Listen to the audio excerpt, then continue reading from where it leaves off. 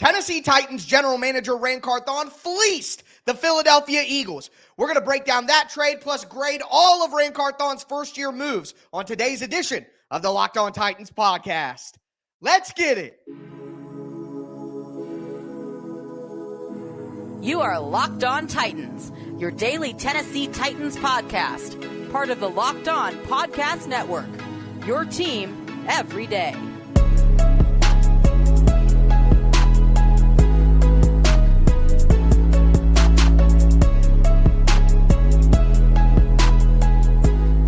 Welcome to the Locked On Titans podcast. I am your host, Tyler Rowland. Titans fans, today's edition of the Locked On Titans podcast is brought to you by Jase Medical. Empower yourself when you purchase a Jase case, providing you with a personal supply of 5 antibiotics that treat 50-plus infections. Get yours today at jasemedical.com. Use the code LOCKEDON to get $20 off your order. That's JASE medical.com. We are grading all of Ran Carthon's moves as a first-year general manager for the Tennessee Titans on today's show. We're going to start with the trades that he's made, go into the draft picks that he's made, then look at the free agent signings, all of that on today's show. Before we get into it, do want to thank you guys for making the Locked On Titans podcast your first listen each and every day. Remember, Monday through Friday, Tennessee Titans content all year round, always for free. Make sure you get subscribed, stay subscribed. It's your team every day here on the Locked On Titans podcast. The Titans are about to hire an entire coaching staff. We got free agency. We got the draft. We got cap management, roster moves. I'm going to be covering all of it every single weekday, always for free, all off season long. So make sure, again, that you stay with me here on the Locked On Titans podcast. So close to 10,000 subscribers. Hit that subscribe button. A lot of you guys, my show pops up in your feed and you click on it every day, but you're not subscribed. So take a few moments. The show's always free. All I ask for in return is the press of a couple buttons. But with that being said, we watched on Monday night the Philadelphia Eagles get trounced by the Tampa Bay Buccaneers. And as sad as it makes me to say it, my favorite Tennessee Titan of all time, Kevin Byard, played terrible. I mean, it was bad. Byard was constantly in the action and not for a good reason. It was tough to watch as a person who really likes Byard, but the reality is here, Ran Carthon fleeced the Philadelphia Eagles in that move. All right, to get a 5th round and a 6th round pick, 2 draft picks for Kevin Byard to go to Philadelphia. Kevin Byard won 5 games with the Eagles. The Titans won 4 games after they traded Byard. So the move did not help Philly whatsoever. And quite honestly, if you look at the Philadelphia Eagles' struggles, a lack of continuity, a lack of cohesion, the move might have hurt Philadelphia more than it helped them. So for the Titans to get 2 draft picks back in that move, an absolute fleecing of Howie Roseman, the general manager of the Philadelphia Eagles, who everybody loves to bow to and throw flowers at. Howie's going to go out and make the plays. Howie's going to go out and get it done. Well, Ran Carthon fleeced Howie Roseman. Now, look, you're going to say a 5th and a 6th, but if you look at draft chart value, the Titans could easily package together a 5th and a 6th round pick for a 3rd round pick. That's how these, we talk about draft trades and the value of each pick and how those values match up so that you can make those trades. It's pretty clear what the Titans were trying to do. They're trying to restack the cupboards here, get some more picks, but then they can use those picks to move around in the draft. So you best believe that Ran Carthon is going to use those 2 picks that he got for Kevin Byard and make some moves to help this team. You got to when you look at the Kevin Byard trade for the Titans, you absolutely have to give it an A. Here's the reality. When Kevin Byard redid his deal before the season, it was obvious that he was not coming back to the Tennessee Titans. He had a $4 million roster bonus for 2024. The Titans were never bringing him back. Carthon showed up and immediately asked Kevin Byard to take a pay cut. All right, they knew. And look, Kevin Byard is still a good player, but at his cost, he's not one of the best safeties in the NFL anymore. So an absolute fleece job by Ran Carthon, and you have to give it an A for the Kevin Byard trade. But again, on today's show, I'm going to grade every move that Ran Carthon has made. We're going to go through the trades. We're going to go through the picks. We're going to go through the free agent signings. And talking about these trades, that wasn't the only trade that Ran Carthon made on the year. If you want to go back in chronological order, right before the season, the Titans went out and got Nick Folk. And generally speaking, Nick Folk was fantastic for the Tennessee Titans. Missed a couple extra points at the end of the year, but one of them, it's not his fault that Ryan Tannehill never practiced holding, and it's not his fault that Craig Aukerman got Ryan Stonehouse murdered on 2 block punts with being a terrible special teams coach. Nick Folk stabilized the Titans' kicker position. Nick Folk was absolutely worth the trade. Now, we're talking about adding a kicker who isn't long-term value for the team. He's an older player, so obviously it's not like he's going to be around forever, although he said he did want to come back to the team. But the Titans traded a future 7th-round pick to fix their kicker position for a kicker who was excellent most of the year. That right there, now, with it being, most of you guys would say it's an A, but with it being a kicker, for me, that's a B+.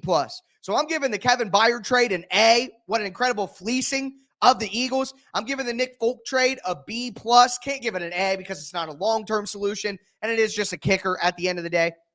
But 2 really good trades that happened either during the season or right before the season was set to begin. So Ran Carthon has shown us now he is good at making trades. All right. The third trade that we got to talk about is for Will Levis. So while all of these teams are giving up all these major assets, look at the Carolina Panthers. The Carolina Panthers gave up multiple number 1 picks, gave up DJ Moore, one of the best wide receivers in the league, to get a player who is worse than Will Levis. Whoa.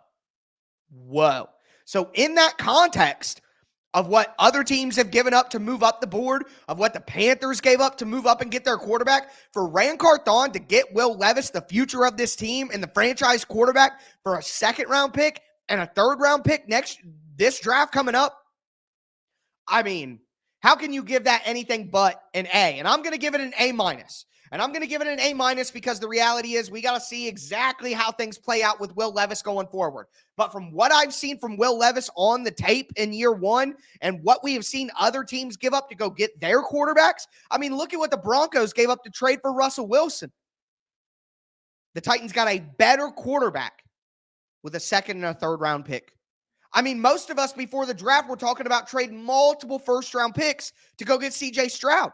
And Stroud obviously would have been worth that. But for the Titans to not have that opportunity because the Texans were smart and to pivot and to get Will Levis with a 2nd and a 3rd, that absolutely is an A- for me. So you have an A for the Byard trade. You have a B+ for the Folk trade. You have an A- for the Levis trade. I'm going to give Ran Carthon an A- overall for the trades that he made in his first year as a general manager. And here's the reality. Carthon's only going to get better. Let me know what grades you have for Ran Carthon's trades down below. Now, we got to grade his first draft class. And I know that some people may not agree with me. I don't care. It was a really good draft class to start the foundation of this team. But before we get into the draft, do want to let you guys know that today's episode is brought to you by BetterHelp. All right, guys, here's some reality for you. This time of year, we all need the opportunity to get something big off our chest. I mean, it could be big, it could be small even, but there are certain things that can really start to get to you. And it's important that you let that out, especially to someone who's unbiased on your life. So today, I want you to say how you really feel about something. Say it to yourself, and then take the opportunity to say it to someone else. When you do therapy, you're not only giving yourself an opportunity to kind of release some of that stuff that's on your chest, but also you give yourself the opportunity to be a better version of you. Quit bottling all that stuff inside. I mean, for me, I'm frustrated with the Mike Vrabel thing, all of that. And look, I don't mean to boil down such a serious topic to things about sports, but you guys, if you're like me, this stuff can really get to you. So having someone to talk to, having a way to release that energy, get those thoughts out of your mind, it's very, very important. Look, therapy can be different for everyone. Most of us have bigger problems than sports, of course, like I'm saying. And again, it's important, whether it's sports or not, to get those things off your chest. So if you're thinking about starting therapy, give BetterHelp a try. It's online. It's designed to be flexible. It's suited to your schedule. Make sure that you visit betterhelp.com/lockedon, and you're going to get 10% off your first month. Once again, that's BetterHelp, HELP.com/lockedon. Also want to let you guys know about Prize Picks. Prize Picks is daily fantasy sports made easy. All right, here's how Prize Picks works. You got players, okay? Pat Mahomes, Josh Allen passing yards. You got Stephon Diggs catches. You got Jordan Love touchdowns. You got Aaron Jones rushing yards. Christian McCaffrey catches. Think about that. So Prize Picks has a projection for all of those numbers. And all you do is you pick 2 to 6 players and say whether they're going to do more or do less than the Prize Picks projection. If you win, you can get up to 25 times your money back. It's absolutely excellent. And you can make a submission in 60 seconds or less. It's that easy. So make sure that you go to prizepicks.com/lockedonnfl. Use the code LOCKEDONNFL for a first deposit match up to $100. Again, that's prizepicks.com/lockedonnfl. Use the code LOCKEDONNFL for a first deposit match up to $100. It's Prize Picks, daily fantasy sports made easy.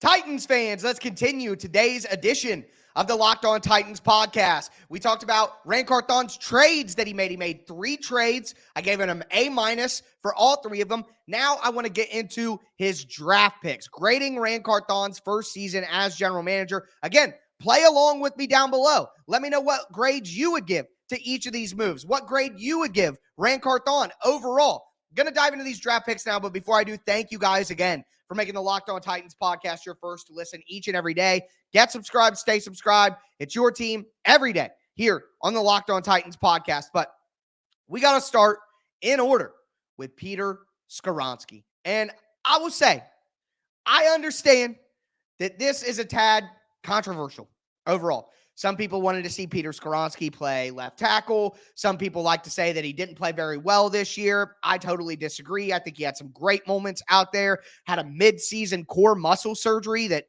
lost 20 pounds and zapped him of his strength, came back, played well. I mean, he went a month stretch in the middle of the season where he didn't give up a sack and he only gave up 2 pressures. That last game of the year against Jacksonville, he was absolutely a unit, moving people all over the place. So if the Titans are able to go out and get a solid left tackle to play next to Pete, he's going to be a Pro Bowl level guard.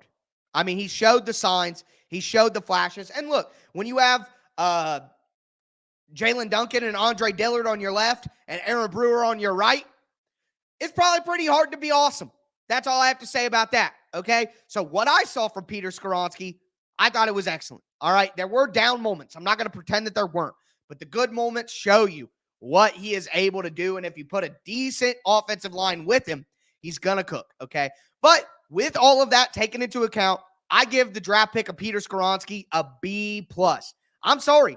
I don't think Broderick Jones would have been any better of a pick. I'm sorry. I'm not super high on any of the wide receivers that were taken. Jackson Smith-Njigba, Zay Flowers, Jordan Addison was good, of course, but I mean, I don't think it's a slam dunk when you look at this team that desperately needed offensive line help. So going back, I'd take Peter Skoronski again. And I think he's going to be an excellent player for the Titans going forward. So Skoronski for me is a B+. Okay. Now, you get to Will Levis. To take Will Levis in the second round, we already talked about the trade to move up and get him. For me, it's an A-, just like the trade is. The trade was an A-. I'm giving the draft pick of Will Levis an A-. Is it an A+? We can't quite say that yet. I don't think that's fair. I'm very high on Will Levis and what he can do. Again, he's got elite physical traits with the arm strength, with the release quickness. He's got elite character traits with the work ethic, with the competitiveness. You get a guy who has that many things in his tool belt in the second round while only giving up a third-round pick to move up and get him. That's great. And Who was the best quarterback for the Titans this year? It was Will Levis. All right. And once he got into play quarterback, we saw a lot of people start to play better. We saw a lot of people start to produce more. The best wins that the Titans had all year, the most satisfying wins, mostly Will Levis. So, yes, the jury can still be out. I'm not going to sit here and tell you Will Levis is a top 10 quarterback. We know it. We showed it. Blah, blah, blah, blah, blah. I'm not going to go that far.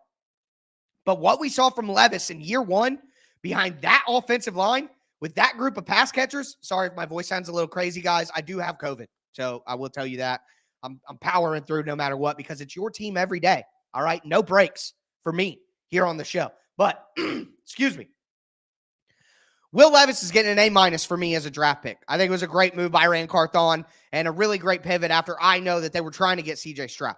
So to solve that answer and find a way to do that and to do it in the second round and what we saw from Levis, absolutely an A-. You want to go Tyjae Spears, that's just a certified A. All right. Tyjae Spears, one of the best rookie offensive players in the NFL this year.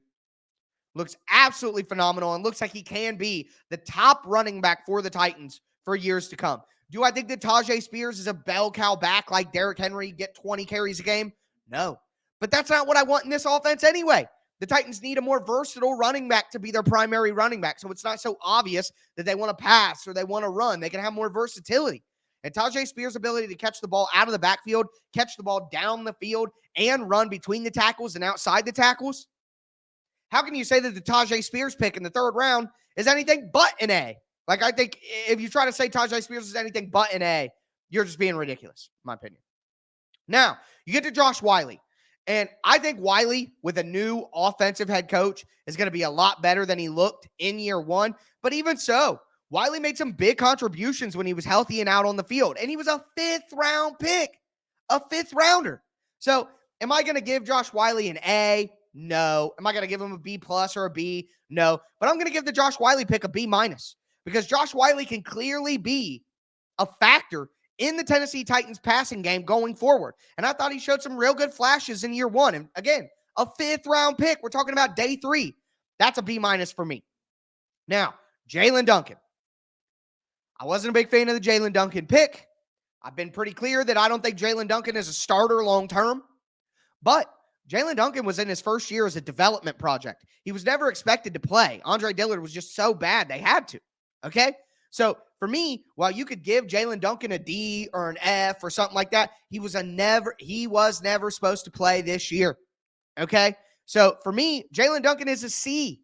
You can call it a C- if you want to. I won't fight you on that. But Duncan should be a swing tackle for the Titans pretty quickly. A guy who can come in, have good moments. You got to help him a little bit. But I'm just saying, Jaelyn Duncan wasn't much worse than Dennis Daly. And Jaelyn Duncan was a rookie who wasn't expected to play. So you take all that into account. To me, it's pretty obvious that Jaelyn Duncan is a C. You could give it a C-. Colton Dow. Colton Dow is a 7th-round flyer. If you go back and look at most 7th-round picks, they typically don't even make the roster. So for Colton Dow to come in and make real contributions on special teams, I'm giving that a B-. I'm not giving that a C. I'm giving it a B-. A 7th-round pick to make the roster and actually make real contributions and make big plays on special teams and coverage units, you got to give that some credit. All right? Because a lot of 7th-round picks don't even make the team. So keep that into account. You look at the total draft class for Ran Carthon, I'm giving it a B+. That's after giving his trades an A-. So we're going to get into his free agency signings as well. We're going to get into those in just a moment. Before we do, though, do want to let you guys know that today's episode is brought to you by Jase Medical. I know that we come to sports to escape from some of the crazy realities of real life, but can we just take a minute to talk about preparing for real life? According to the FDA, pharmacies are running out of antibiotics. That is scary. I can't imagine a more helpless feeling than my fiance, my mom, my dad, my sister, my nephew, my brother getting sick while there's a supply chain issue that could keep you from life-saving medication that they needed. Thankfully, we'll be okay because of Jase Medical. The Jase case is a pack of 5 different antibiotics to treat a long list of bacterial illnesses, including UTIs, respiratory infections, skin infections, among others. This stuff could happen to any of us. Visit jasemedical.com and complete your physician encounter. It'll be reviewed by a board-certified physician, and your medication will be dispensed by a licensed pharmacy at a fraction of the regular cost. It's never been more important to be prepared than today. Go to jasemedical.com. Use the code LOCKEDON to get $20 off your order.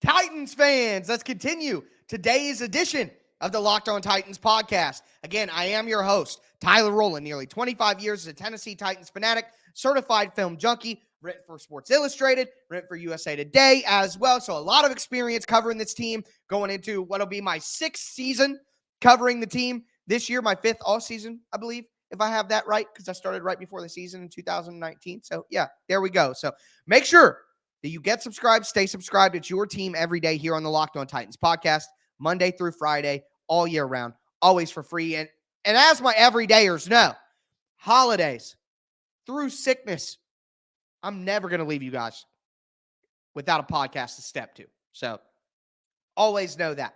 But with that being said, I gave Ran Carthon an A- for the 3 trades that he made. Kevin Byard, Nick Folk, Will Levis.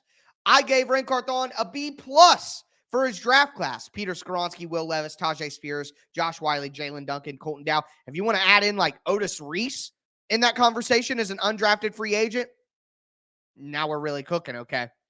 Now I want to move on to the free agency, though. There are a lot more, I guess, a lot more variance in the free agency signings here, and we're going to dive into that. Number 1, DeAndre Hopkins. And I'm sorry, but if you give Hopkins signing anything other than an A, you're a liar. That's all there is to it. DeAndre Hopkins had where would the Titans have been this year without DeAndre Hopkins? I mean, my Lord, it would have been even more of a disaster. And odds are it would be nice if Hopkins is back next year. I'm not doing the battle. You guys don't understand the contract. If you tell me Hopkins is under contract next year, they're not going to hold him hostage. If Hopkins wants to leave, he's going to leave. They're going to let him. That is the way the contract was structured, to have an out after the season. And speaking of that contract structure, it kept the cap hit for DeAndre Hopkins low. So not only did Ran Carthon make a great move by getting DeAndre Hopkins to come to Tennessee, but, and you got to give obviously credit there to Derrick Henry as well, who helped a lot in that venture, but the structure of the contract for DeAndre Hopkins, absolutely critical. So you can't say anything about DeAndre Hopkins signing other than it being an A for Ran Carthon. Now, on the flip side, the worst signing was Andre Dillard. Now, some of you guys, again, you really need my show because some of you do not understand how contracts work in the NFL. All you do is say back to me, 3 years, $30 million, that's a lot of money. You don't understand how it works. The guaranteed money is all that matters. The Titans have an out in the contract. Yes, it's going to cost them $7 million in dead money, but they have $80 million in cap space. Andre Dillard was a lottery ticket, a scratch-off lottery ticket for cheap. All right. And if you don't understand that now, again, you just simply don't understand contract structure in the NFL. And that's why I'm here, to break those things down. All right. But even saying that, it's a D. I mean, if you want to give it an F, you can give it an F. But with the lack of future commitment past this offseason, it's a D. He was terrible. Dillard was terrible. Now, here's what I will say. There are rumors out there, and there is noise out there, that Andre Dillard was a Mike Vrabel guy. That Mike Vrabel wanted to trade for Andre Dillard the year before. Mike Vrabel liked Andre Dillard coming out of the draft in 2019. Mike Vrabel was the guy who stood on the table and said, let's bring in Andre Dillard. I can coach him up and get him to be a starting left tackle. That is just rumor. That is just conjecture. So if you want to believe that, you can believe that. If you don't, then don't. I don't know. I don't know what's the truth. And I'm not going to hold that against Mike Vrabel, quite honestly. But there are some people who say that was the case. That in the building, it was Mike Vrabel who really wanted Andre Dillard. But either way, whoever wanted him, whoever didn't, they signed him. and he was awful. So Andre Dillard is a D for me, and that is the worst grade of any of these moves that I'm giving Ran Carthon. By far the worst move that he made in his first year as general manager. But look at the other free agent signings that he got for cheap, on the cheap. Arden Key. That's a B for me. That's a B grade. Came in, 7 sacks, only $7 million. 2 years, too. Arden Key's going to be back as a rotational player next year. That's great. That's a really nice bargain signing. Sean Murphy-Bunting as well. Sean Murphy-Bunting played so good against the Jags, man. Whew, loved seeing that. Sean Murphy-Bunting is not an elite number 1 cornerback. The Titans need that.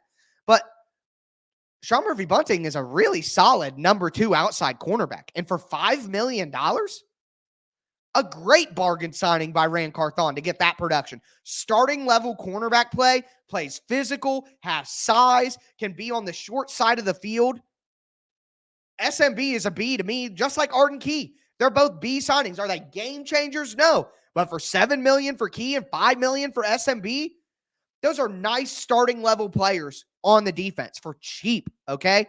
And with the resources that Ran Carthon had, or the lack of resources Ran Carthon had, I don't see how you can bat an eye at those. Same thing, Daniel Brunskill. Daniel Brunskill is a B+. That's a B+ signing. Brunskill was the most consistent offensive lineman all year long. He started to get banged up at the end of the year because he is getting closer to 30. But, I mean, when you look how bad the offensive line was all year, Brunskill was far from the biggest problem. That's a B+ for sure. Chris Hubbard brought in right at the end of the year. And remember, they had to improvise with Chris Hubbard. So Chris Hubbard is a B as well. Same thing, Chris Moore. Chris Moore was better than Treylon Burks this year. Chris Moore made big plays for the Titans. That's a B as well. To get a 4th or a 5th wide receiver for $3 million who was better than your first-round pick, that is a B. So a ton of Bs here, a ton of nice bargain level signings that worked out for the Titans. Now you got to add in Trevon Wesco. To me, that's also a D, along with Andre Dillard. Wesco was supposed to be, the best blocking tight end in the NFL. He was terrible all year. Now, you could say if Trevon Wesco was the best blocking tight end in the NFL, and then all of a sudden he comes to Tennessee and he's terrible, maybe that's more of a coaching issue than the signing. But either way, I'm going to try to be fair, and the signing didn't work out, so I'm going to give it a D. All right? So you look at the totality of things here. Ran Carthon's first year. 3 good trades. Gave him an A- for the trades. 3 really good picks in the draft. Couple of good picks. B+. Free agency, a big hit with DeAndre Hopkins. A lot of solid B-level hits. And then a couple of stinkers, of course, with Dillard and Wesco.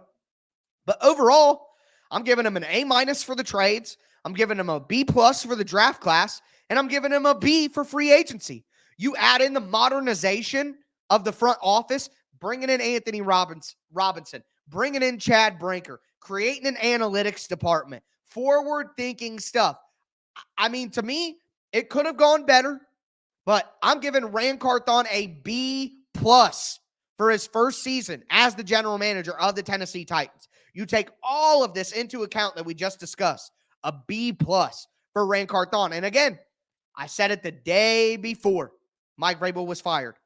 I stand with Ran Carthon, and I believe in Ran Carthon and his vision for this team and how he wants to modernize this front office, modernize this offense as well, and generally take this mom and pop shop of a team into corporate America where they need to be. So a B+ for Ran Carthon in his first year as general manager. Let me know what your overall grade for Ran Carthon would be down below. But that is going to do it for me today, folks.